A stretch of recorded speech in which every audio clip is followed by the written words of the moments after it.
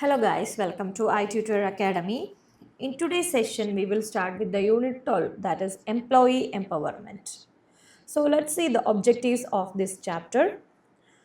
After completion of the unit, you should be able to understand the concept of employee empowerment, understand what empowerment is, and understand quality circle, understand workers' participation in management, and discuss forms and levels of participation, and describe workers' participation in management in different countries. Okay, so these are the objectives of this chapter, and next we will see the structure of this unit.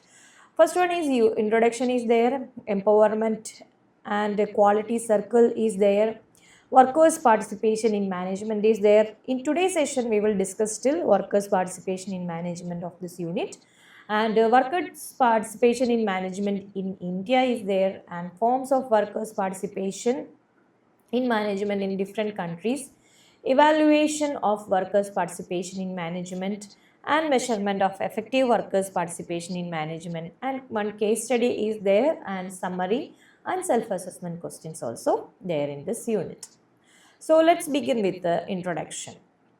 Traditional management system is based upon span of control and chain of command and direction and supervision. Such a system leads to dehumanized workplace, repetitive, boring, frustrating, and alienated employees. Larger organizations block individual growth, their self development, and self identity. Such a situation leads to apathy and waste of human activities and dysfunctional practices like restrictive, wasteful, and destructive functioning. In the words of Clarence Francis, chairman of General Food Corporation, you can buy a man's time, you can buy a man's physical presence at a given place. You can even buy a measured number of skilled muscular motion per day or per hour.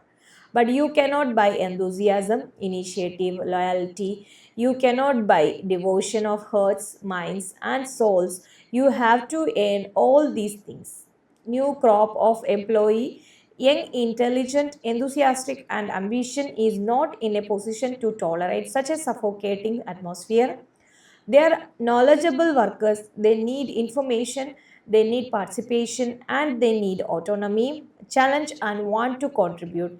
It will be difficult to hold such employee in traditional organization's greatest asset. It is its human resource which are least used, and empowering organization is required to meet these requirements by adopting the elements of industrial democracy which are discussed in this unit are empowerment, quality circle, and workers participation in management, and contribution of behavioral science. According to Maslow, after satisfaction of physiological and safety needs, a person needs social or affiliation, ego needs satisfaction and self actualization. Douglas and McGregor theory. You just take care of the spelling. Douglas, Douglas, and McGregor's theory. By stipulates that a person needs positive atmosphere, conducive work culture, and encouraging work ethos to unfold his potential. Husband's two-factor theory clearly states that hygiene factors do not motivate. For motivation, another set of factors like autonomy, challenge, variety, etc. are required. Adams' equity theory talks of parity and non discrimination as factors of motivation. The relatedness in Alderger's ERG theory clearly says that workers want to relate themselves socially to get motivated. McClendon's need theory has power, achievement, and affiliation as dominant factor for motivation. And participative management is focused more on achieving commitment by providing for all the above mentioned motivational needs than simply extending decision making power to the employees. It requires a change in culture, which may include a series of items ranging from access to information, involvement in decision making, sharing ownership, and redistribution of rewards, etc. In other words, it amounts to devolution of power to workplace. Power should be used to get work done than to stand over others. It has a motivational constituent and it has to be used as a managerial strategy to strengthen employees' feeling of self determination or self efficacy. To enable the best in a man to come out, it is necessary for him to know why he is going certain things and not others, and participation is a quest towards that end. And empowerment. Empowerment is the process of passing authority and responsibility to individuals at a lower level in the organizational hierarchy. To achieve empowerment, managers must be sure that employees at the lowest hierarchy levels have the right mix of information, knowledge, power, and reward to work autonomously or independently of management control and direction. The advantages of an empowerment or involvement are said to include higher quality products and services, less absenteeism, lower turnover, better decision making, and better problem solving, which in turn result in greater organizational effectiveness. However, the question of how much will be empowerment remains a paradox to be addressed by managerial judgment. And characteristics of empowered organization. Companies with a high level of job autonomy usually have the following characteristics. They invest a lot of time and effort in hiring to make sure new recruits can handle workplace freedom. Their organizational hierarchy is flat. They set loose guidelines so workers know their decision making parameters. Accountability is paramount, results matter more than process.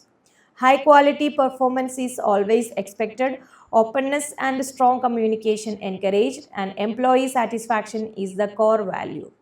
And guidelines for introducing empowerment. Understanding why the organization is making the change and what it want to achieve, selecting strong leads to head the change, involving people in planning how to introduce empowerment, creating transition project teams to test and coordinate efforts and communicate results, providing training in new skills and behaviors, establishing symbols of change, acknowledging and rewarding achievements. Benefits of empowerment. Empowerment benefits the organization itself by creating an empowerment which encourages proactively problem solving, accepting challenges, innovation, and continuous improvement, optimum utilization of employees, a high degree of employee motivation, and enhancement of business performance. For employees, empowerment provides a sense of high self esteem, high degree of involvement and participation, a learning environment opportunity for personal growth and development, and a greater sense of achievement.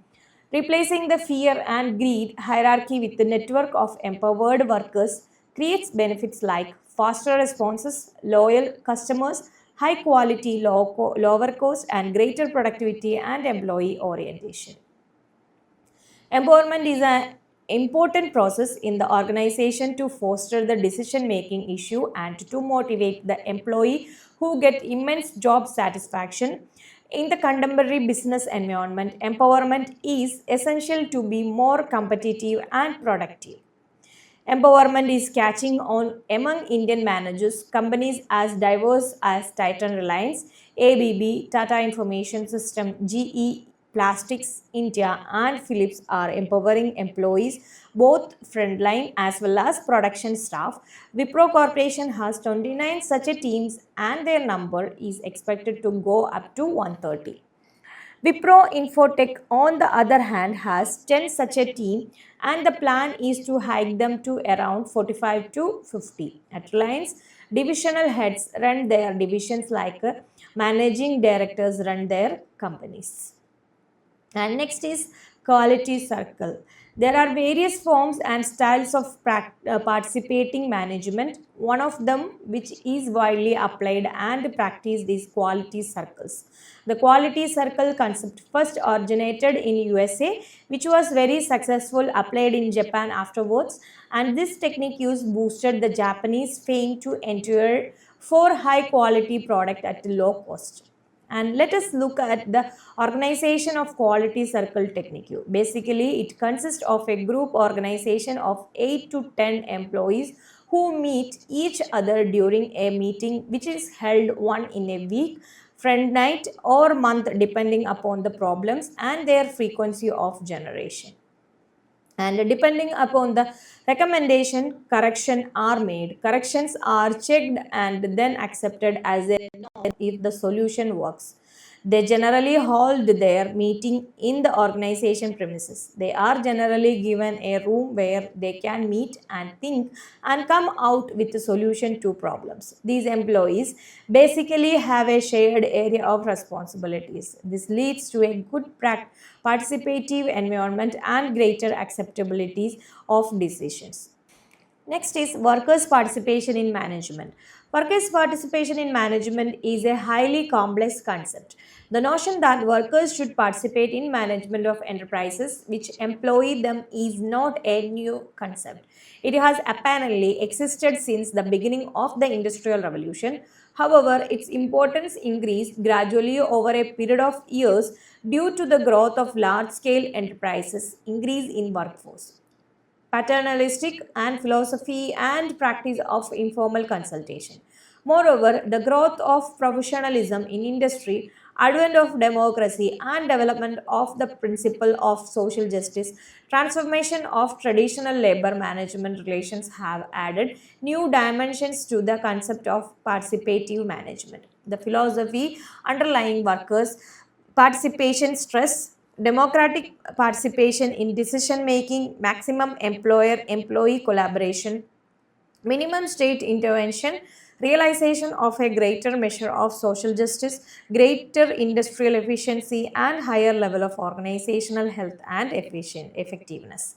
It has been varyingly understood and practiced as a system of joint consultation in industry, as a form of labor management corporation, as a recognition of the principle of co-partnership, and as an instrument of industrial democracy. Consequently, participation has assumed different forms varying from mere voluntary sharing of information by management with the workers to formal participation by the latter in actual decision making process of management.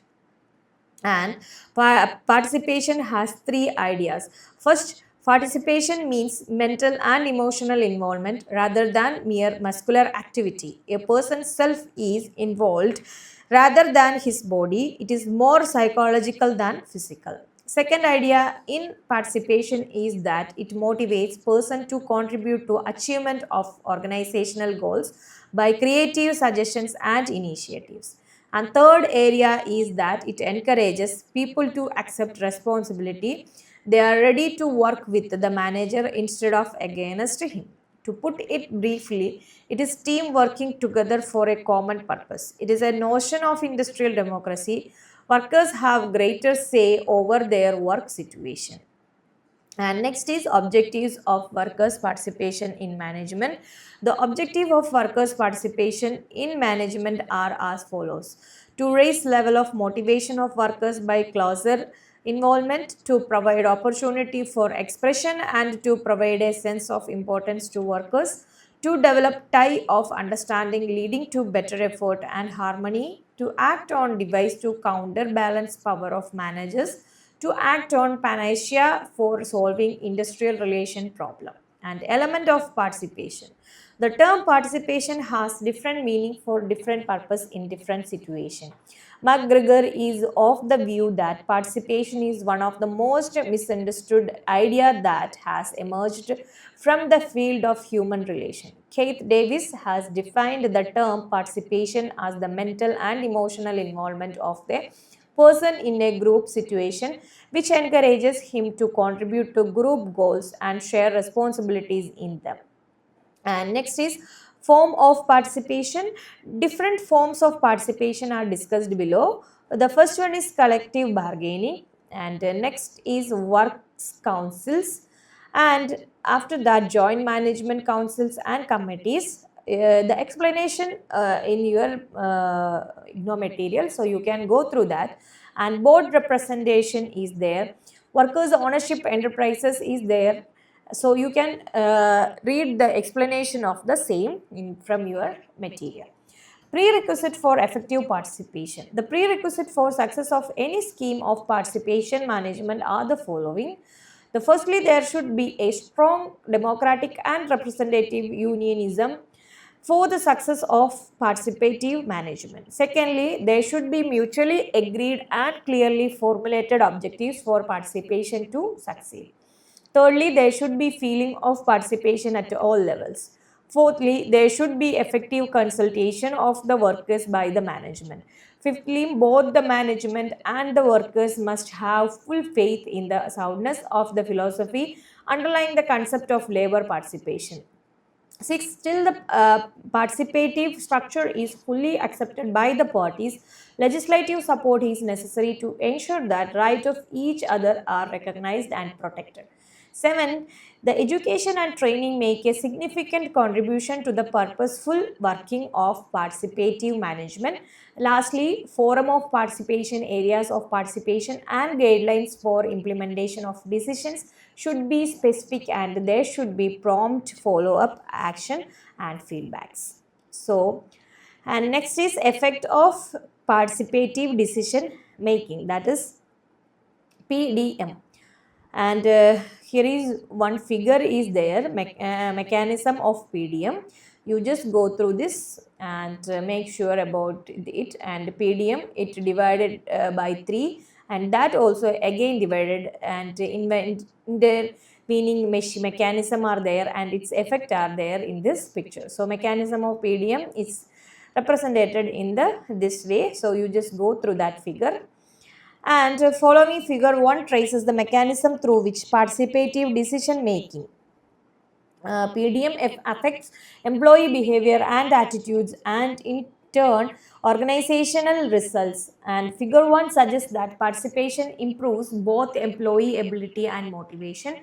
Ability is improved primarily through communication and information sharing, which results in more informed employees who are better able to contribute creative ideas to the success of the enterprises. Motivation is improved in part because employees tended to set higher goals and participatively than management does unilaterally, and in part because the process causes individual to become ego involved and committed and to exert pressure on themselves and their co-workers to ensure that their decisions are sound and their goals are met. The act of participating can also increase employees' sense of trust and control, which may lower their resistance to new ways of doing things. On the attitudinal side, some find that participation, like job enrichment, meets their needs for challenge and accomplishment, that is about the growth and causing satisfaction. So this is about today's section. If you have any doubt, you can contact our contact number, or you can comment it on our comment box also. You just go through your material also. You just listen this video with your IGNOU material, or PDF also available from your IGNOU website. So you can download it from it, the material. Okay, so thank you so much.